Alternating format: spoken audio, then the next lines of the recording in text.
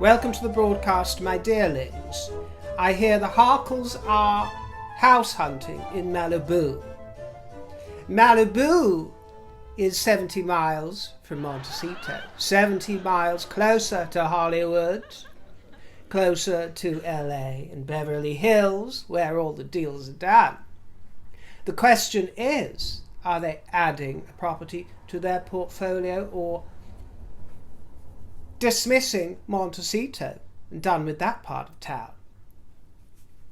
We shall find out, but if TMZ reports are to be believed, they have been checking out a 6-acre estate, a plot of land that has received permission for construction. Further construction could come in at any cost, perhaps at another 10 million. But the foundations have been laid out for a 10,000 square foot main residence. I see that there have been renderings of a proposal for this development. It doesn't look especially to Meghan and Harry's taste, I have to say, so I think this is just a projection of what could be possible at this unit. But there is a guardhouse to the front of the property, and one of the main attractions appears to be a long sweeping driveway secluding and sequestering the former royals from the prying lenses of passers-by, and tour buses featuring Carl Larson. So, yeah. There are whispers that this could be a separating of the two parts of the household, Harry being based more in Montecito, while wifey gets on with various bits of wheeling and dealing and ducking and diving, along with Ari Emanuel and the likes, round about LA. We shall see what happens, my dear, but as I have told you, my reports have been that the relationship is thriving, and I've never said anything to the contrary. And, well, you can see this footage from the recent Beyoncé gig with them busting moves and jiving together, and I do understand, and I am not naive, and I know that they put on a show, and I know that we can't believe much of what they present to us and show us and tell us. But even considering that, I think it would take a wild stretch of the imagination to think that they are only communicating via their attorneys at this point.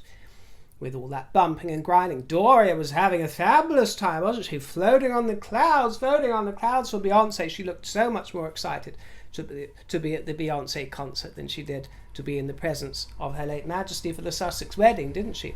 And Meghan even returned for a second viewing of the Beyoncé concert. Once wasn't enough because there are more people to mix with, more celebrities to hang out with and cozy up to. We shall look at that in a minute and we'll have a bit of fun. But later on, the second half of this broadcast, we'll be covering a very serious issue, and I will be responding to a comment from a viewer. So just letting you know what's ahead. But there are concerns and issues that I want to address in response to that comment.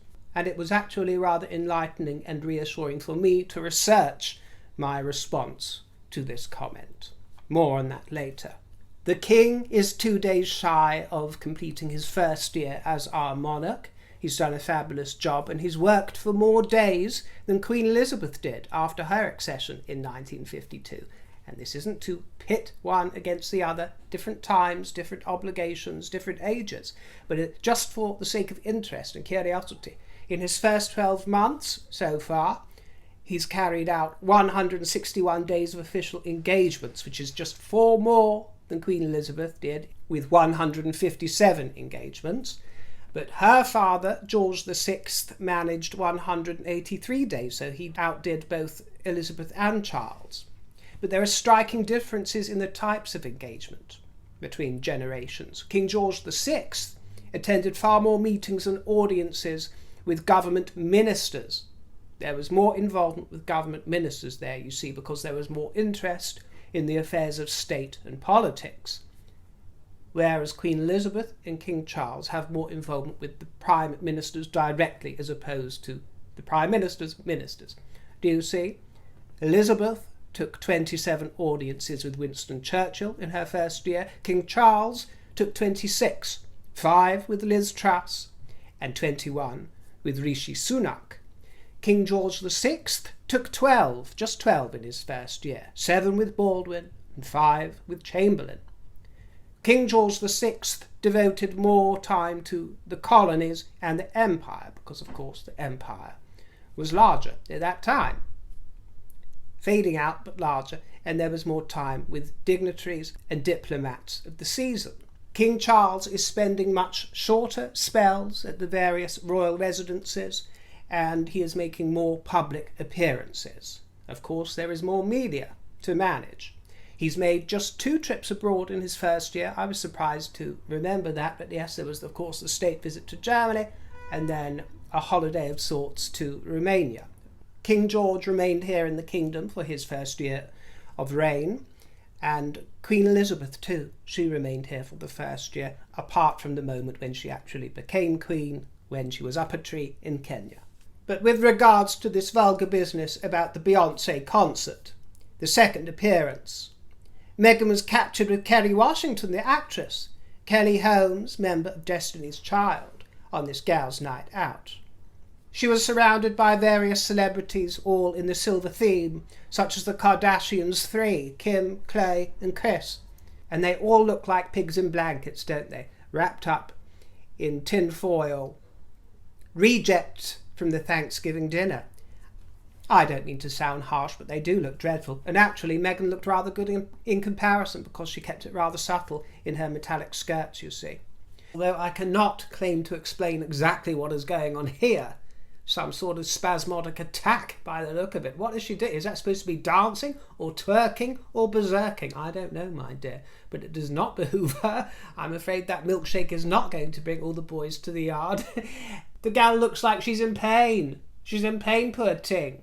We all know that Harry can't dance, but now we have it confirmed that the wife can't either. And did you notice the way she snatches her hair up onto the head? Oh, she's feeling herself, isn't she, my dear? We've all been there, haven't we, ladies? That moment where you pile your head up and you're feeling that cinematic fantasy. She is there.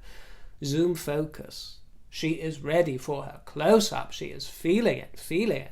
But with the sound switched off, you wouldn't know that she was dancing to Beyoncé, would you, my dear?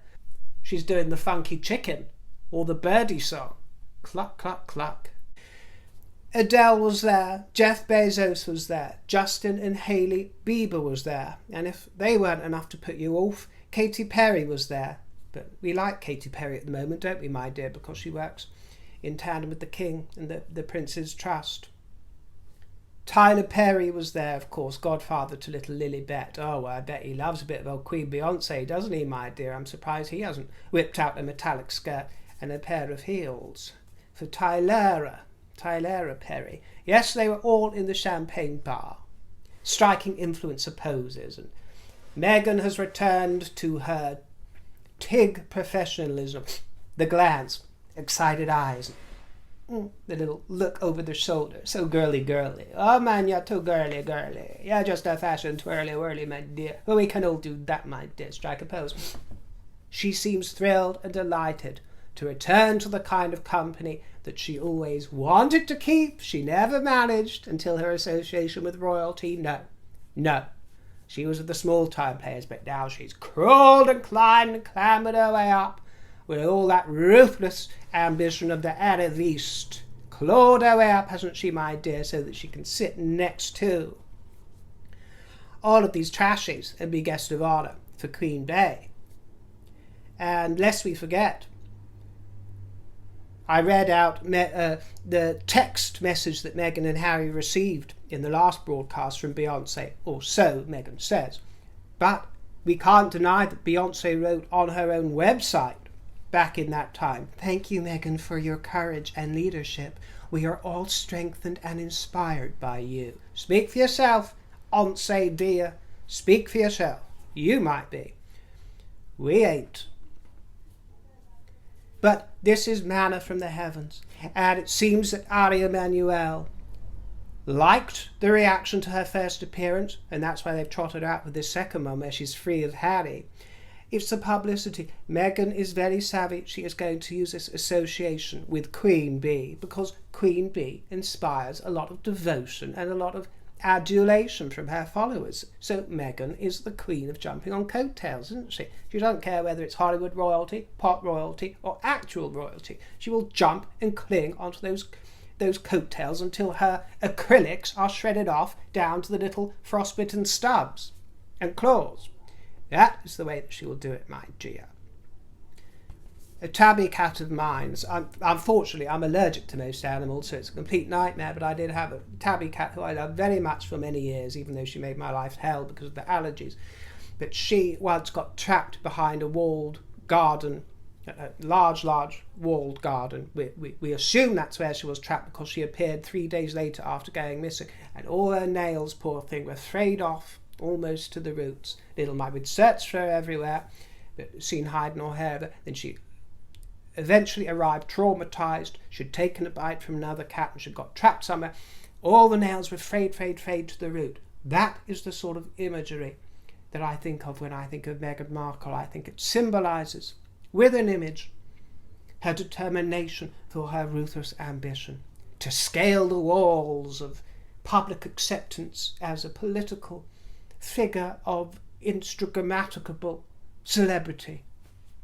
She seems a bit torn about which side of the lollipop she belongs to, but I think that's because she knows in her heart of hearts that she can't really be taken seriously as a contender for the presidency. So she's going to try and attach herself to whatever other popular figure she can and ride off of their coattails with those acrylical nails, my dear, that just cling on until they're right down to the roots. And I can admire that quality in many people, that sort of ambition, but not when it is sort of warped and misguided in such a way. But in this circumstance, we can't even accuse her of muscling in because Beyoncé gave her an open invitation. Once with this website announcement of solidarity, and secondly with this supposed text supporting the Harkles. So Beyoncé welcomed them into the fold with open arms. She was also seen sitting next to Netflix CEO Ted Sarandos and his wife Nicole Avant. Oh, what good fun that must be. Paula Gerlach says, this might not be a popular opinion, but Beyoncé, don't get me wrong, I consider her extremely talented, but there is a tendency to deify her, almost to the point of untouchable. A lot of it is this modern age habit of marketing performers to the point of convincing the masses that they are to bow down and worship them like gods. She is just a person, and she too can be misguided, even about her own importance. Just a thought. Well, I can certainly agree with you, my dear, about the fact that celebrities are deified as gods, and it doesn't sit comfortably with one, but it is not a new thing. It's not, especially from this modern age. I think what has changed recently is simply that the pool has got larger and that there are more and more types being held to account as deities, and all of the various types don't seem to be held to any sort of moral or ethical standard. And that's not to disparage Beyoncé especially. I like Beyoncé quite a lot, but I certainly don't hold her up as a paragon of virtue and as a paragon of class and dignity. She's had classy moments, she's had dignified moments, but she's also had many trashy moments. I'm sorry, my dear, I feel the same about myself. I can be dignified and classy, but I can also have the trashy moments. I embrace and love the both of them, and so does she. Come on, she walks around in heels with her arse hanging out. And for the purpose of this discussion, I'm not suggesting that that is to be encouraged or disencouraged, because I would be rather a hypocrite to go down that avenue, seeing as I walk around in heels with my arse hanging out half the time as well, my dear. It's one of the great joys of life, but it doesn't mean that I would wish to hold myself up as a role model, and I certainly don't, and I can't think of anything worse. Well, Beyoncé might be a wonderful role model for talent, for achievement, for hard work, but if you're going to deify someone as a god, then surely different standards need to be placed up there as the role model, if you will. But this sense of religiosity towards stars, you can go back as far as you like, my dear, to be quite honest with you, including to religious figures themselves, of course, and religion. It seems that there is a need for man to worship. Some have even suggested that it might be something genetic within the DNA of men to deify. But This crossed my mind because I was reading about Garbo this week, and I've never watched a lot of her oeuvre, Greta Garbo, but I've always meant to. I'm only really familiar with Camille, her great work, and that sort of thing, but I have got an ambition to sit down and watch a lot of her work because she was so compelling. But you know, it's coming up to 100 years since the rise of Greta Garbo's star. It's 99 years. It was 1924 that she made her first appearance in a Swedish film, or I should say her first appearance of note. And then she was noticed by MGM, and the rest is history. She was a silent star for a few years, and then of course Garbo Talks, she became the siren of the talking pictures. And you know, she didn't even speak English when she was discovered. She learnt it. She learnt it over that short period. Praise lavished upon her.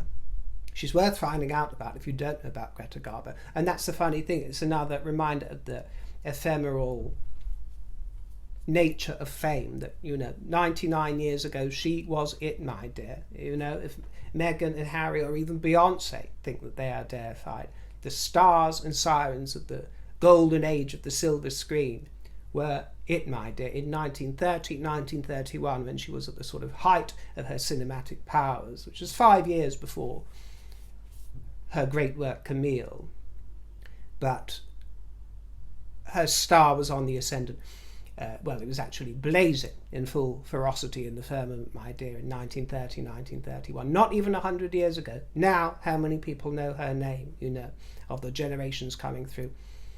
And even many of the older generations, you know, barely speak her name, barely know of her. Well, that's just time. It's no great insult to the woman. But, you know, she was ranked the most popular female star in the United States in 3031. Now almost forgotten.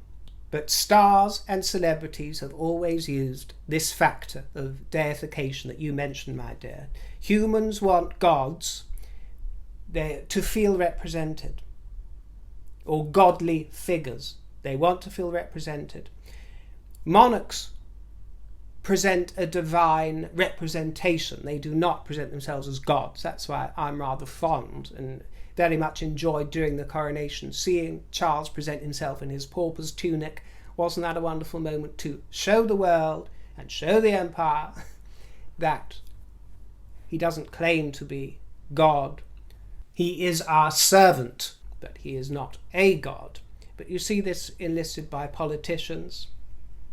From Biden to Trump, it doesn't matter on the party, whichever way they swing, you will find factions of their enthusiasts, not all of them, but factions on both sides, who see them as a god of sorts, who fall in love with them, who are overtaken by a sort of rapture by them because they want this sort of godly connection. These are men on earth, just like the king, just like any politician, just like any one of us. These are men and women on earth, but there is a need in humanity to see and recognize this sort of father figure, if you will, or mother figure from time to time as well, as we saw with the late Queen Elizabeth. And it's worth consideration on this broadcast in relation to Meghan, because she had a mountain to climb. She still has a mountain to climb when it comes to her popularity. We know that she has a strong core fan base, but we also know that they are a small minority of a grand majority that are either indifferent to the gal or don't like her at all or think she's a bit of a joke. She has a mountain to climb there, so what will she do? Well, she can harness the likes of a star such as Beyoncé and Beyoncé's goodwill, which she has made clear and known towards Meghan Markle, harness her power over her great swarms of fans, which she has rightly earned, look up to Beyoncé, deify Beyoncé as some sort of goddess, if you will. Well, this goddess has reached down and blessed the head of Meghan Markle, and even said that she believes that she has been divinely placed there to, heal generational curses. It's a chance to use Beyoncé's congregation to broaden her own congregation, bring them to her, and Pastor Beyoncé has done the evangelizing for Meghan. You know, she's been given a blessing by this sort of papal figure of Queen Beyoncé, and she is smart enough to jump onto that bandwagon and run with it, because by association and by osmosis it will lure in all those who had never really given the Duchess a second thought, never really thought about Meghan or prayed and worshipped in her direction, but because she's had blessing from Queen Bey, lots and lots of the little Beyoncé fans and enthusiasts are going to start taking more of an interest in what Meghan is up to and what she's wearing and what she's saying, what she's doing, where she's going. And is it vulgar? Of course it's vulgar. Of course it's vulgar. But this was the Duchess of Indignity we're talking about. The Viscountess of Vulgarity. So, go figure. Now, in a recent broadcast, I spoke about Sir Mark Rowley of the Metropolitan Police, our most senior policeman, saying that he wanted a crackdown on woke policing, police individuals attaching themselves to various causes, wearing various badges, and armbands and taking the knee, all this kind of thing to do with wokedom, if you will. And Suella Braverman as well, our Home Secretary, has been speaking about how she wants to crack down on this. I was saying that, it's long overdue, it's years overdue, it should never have been allowed to seep in. But, at least it's welcome news that this seems to be one of their objectives of the moment. And I received a comment of criticism from Clairvoyant, which I will read out. "O River, you disappoint. Woke causes is not something that must be attacked with the same ferocity as H&M's troubled past and present. By giving any voice to the concept of woke being bad, it is impacting the many important causes that are considered woke by typically conservative news sources. If a police officer chooses to wear a rainbow pin in support of Pride Month, they should be allowed to do so. Suppressing individuality is dangerous. It's important to encourage officers to be connected to the causes and people they are sworn to defend. I think that by using the word woke as if it were an expletive, social progress is hindered." Well, Clairvoyant, I thank you for leaving your comment. I don't care to be told that I've disappointed you with my comment, my dear. I'm here to express my opinion, not to echo anybody else's. So there's no need for anybody to be disappointed by me or with me. I'm not a 12-year-old child and you ain't my mother. So, aside from that little comment, I do appreciate your alternative point of view and opinion, because I welcome alternative opinions, and it's also going to give me a chance to address your points, make my feelings clear, and also in the process I was able to educate myself a little on the subject. So I am grateful for that, my dear, but I will respond because I don't agree with you, and I will tell you why. Well, first of all, when you say woke causes should not be attacked and the concept of woke, I credit people with understanding that the word woke and what it means has changed significantly recently. It's been, I might say, hijacked, or woke causes have been hijacked or reimagined or just naturally evolved and sort of split. I realise it means something different to you than it means to me now. But that is language, isn't it? Such as the word queer, for example, that's existed in many contexts, in harmless ways, more harmful ways, and even today sits comfortably with some and very uncomfortably with others, such as myself, actually. So these words can have meanings that sit alongside each other in the same point of time. But when I attack wokeness, it should be obvious the incarnation or the guise that word is existing in, that I am attacking. And I am attacking the sort of hijacking, the modern twist on wokeness, because there was a time when, yes, it was about an awakening, becoming awoken and having the blinkers taken off with regards to various civil rights issues and all sorts of things regarding equal rights for humanity. But it's shifted into something rather different now. So I have no desire to quarrel your point of view. You are welcome to it. You say that suppressing individuality is dangerous. Well, I'm not sure I agree with you there, my dear, and you might be surprised to hear that, but personally I have never thought that it is really possible to attain a perfect state of equilibrium here on planet Earth. Perfection might exist in paradise, and in the heavens, but it's not for the earthly plane. I think it's entirely unrealistic to think that we can achieve that sort of state of perfection here on earth. So I see everything that goes on in society and within all our institutions across the world, a sort of fine-tuning of the balance, or an attempt at fine-tuning the balance. And the balance will never be entirely perfect, or this state of equilibrium. There are polar extremes in the world when it comes to individuality that you talk about. The extremes from North Korea, where you cannot express any kind of individuality, to a country at the other end of the lollipop. And you can pick a few of them, but Switzerland, for example, is known for its personal freedoms and its economic freedoms being very high. But what I object to in the strongest terms possible in what you say, what I object to, or what I query, is when you say that it's important to encourage officers to be connected to the causes and people they are sworn to defend. I take great issue with what you say here, my dear. I think it is outrageous. I think it is incredibly dangerous. And I also want to make it clear that I am speaking about policing within the United Kingdom. I am not speaking about the affairs of abroad, anywhere abroad. So I'm not sure where you're speaking from, my dear, but I'm speaking about the UK. Policing here in the UK, or specifically I should say England and Wales. You think it is important to encourage our officers to be connected to the causes and people they are sworn to defend.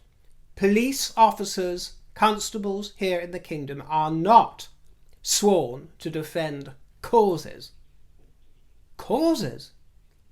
What are you speaking of? They are not even sworn in to defend people.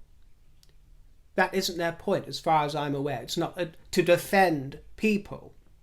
And we need to be really clear with the language and semantics when it comes to these essential, fundamental issues of law. That is why I'm devoting this segment of the broadcast to this, because I think it is really important. And if this lands in a few hundred or thousand people's ears who are ignorant of these facts, then I think it is important to address, including my own ears, because I was ignorant of some of these facts, and it's been enlightening and quite reassuring to look into this, as I have done this week. And I must apologise in advance.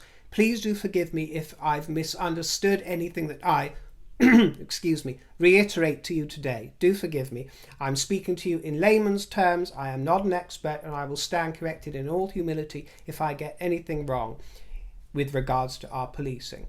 But I've been looking at official documents from the Police Federation to enrich my understanding. And it seems that our police take an oath of impartiality and fairness. Impartiality. One cannot defend a cause and be impartial at the same time. You know, this is the struggle, this is the problem one has. But this document I found from the Police Federation, which you can Google. Don't ask me to include links. You're perfectly capable of doing a Google. The Office of Constable. Our police officers are sworn in and known as police constables, PCs. Every sworn police officer in England and Wales is a constable, irrespective of rank. Each officer derives their power from the office of the constable. And as I chat to you, I will pin highlights from this document, but it is not exhaustive. It's a long document that can be read. I'm just bringing some of the highlights of it, the interesting points, to your attention, but it's worth reading, especially if you live here. Every constable is an independent legal entity, the public's guarantee of impartiality. This is at the core of British policing. Officers of the Crown operate independent of undue influence, interference, and with a personal responsibility which requires a unique type of person and commitment. And incidentally, I see that there has been a 7% pay lift as of this week, as of the 1st of September, for constables, for sergeants, inspectors and chief inspectors. A nice little raise there, 7%. Congratulations, my dears. I know some of you will be listening to this. We thank you for your service. And in my opinion, this pay lift is well deserved. Well deserved. Thank you for protecting us, not defending us, protecting us. While it is an immense privilege to hold the office of constable, with that comes great responsibility and restrictions on professional and private lives. Many countries want to emulate the British model, which has taken decades to establish, and hundreds of years in the making. On appointment, each police officer makes a declaration to faithfully discharge the duties of the office of constable. In England and Wales, police officers swear an allegiance to the monarch. To the monarch. This is to ensure the separation of power and political independence of the office of the constable. So our royal family and our monarchy is central to this. The office of the constable means a police officer has the additional legal powers of arrest and control of the public given to him or her directly by a sworn oath and warrant. Every police officer, constable you see on the street has sworn an oath to the monarch. These are not delegated powers simply because they have been employed as an officer, and officers are not employees. They are not agents of the police force, police authority or government. No, they are not. Those who hold the office of the constable are servants of the crown. And this separation of powers is something that is held in very high esteem internationally. The oath that officers take came into being, the last Reform Act was in 2002, and every police officer, every special constable is required on appointment to be attested by making a declaration in a prescribed form before a justice of the peace in the force area concerned. From memory, I think there are about 45 police forces.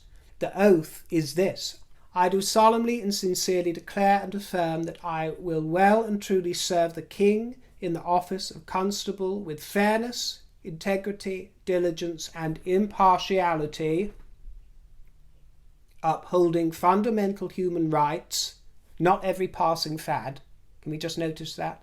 Not upholding every fashionable cause or one that's personal to you as an individual. No, to fundamental human rights.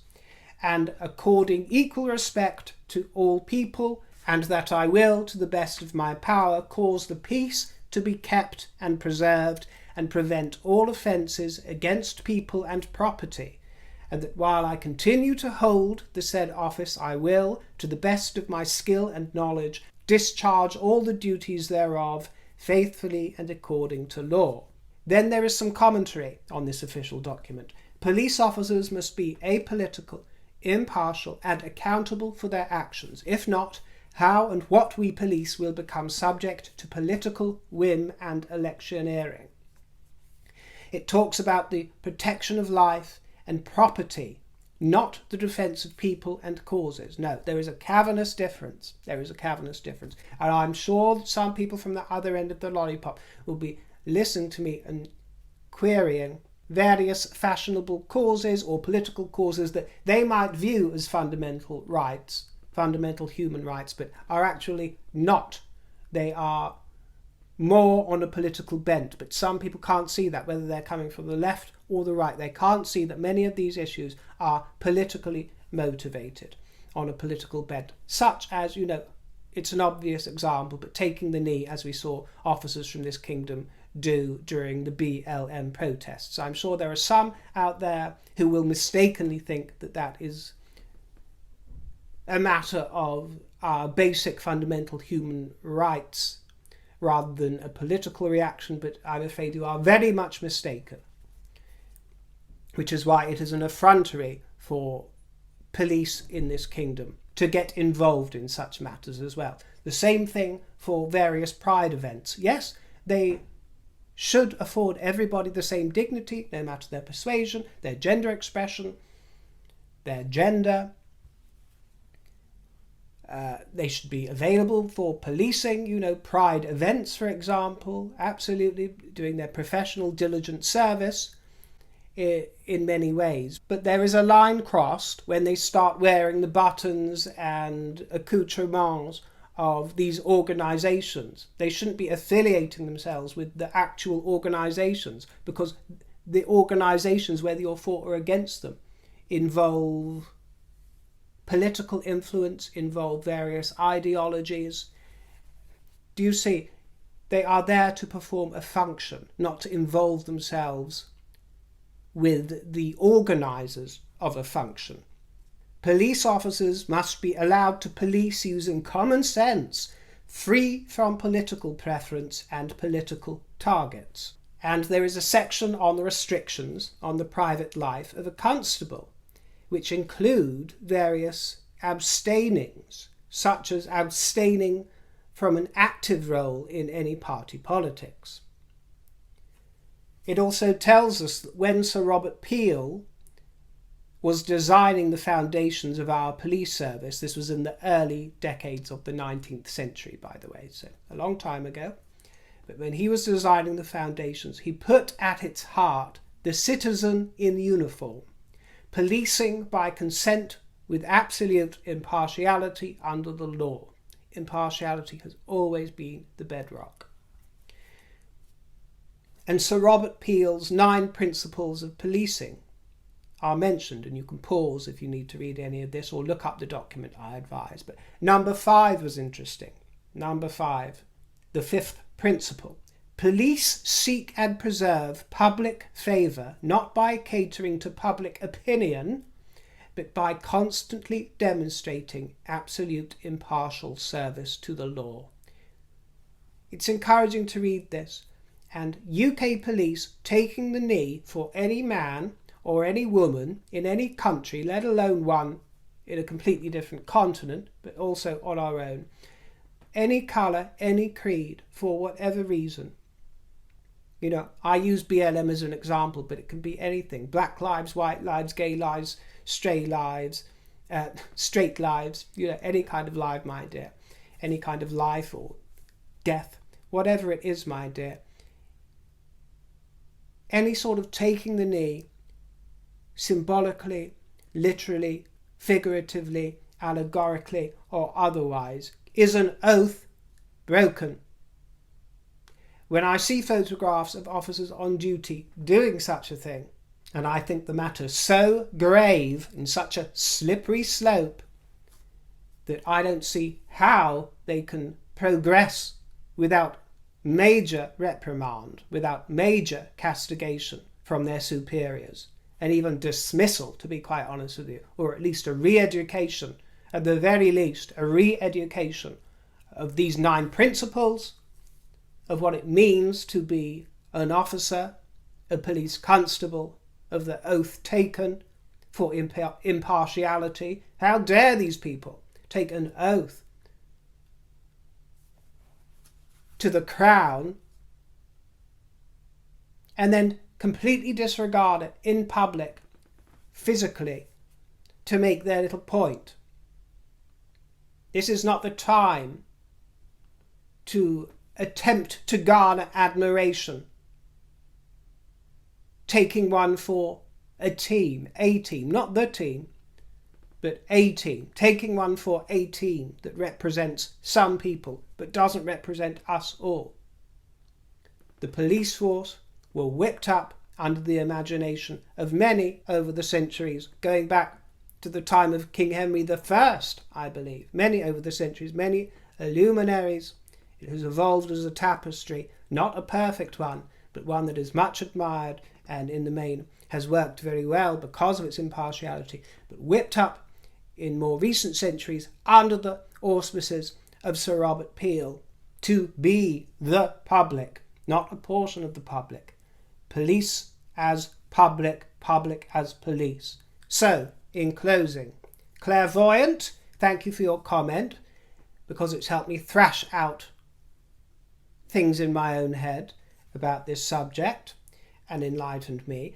If you wish to lobby for officers to be encouraged to be connected to the causes and people they are sworn to defend, as you say, if that is your want and whim, then that is your right.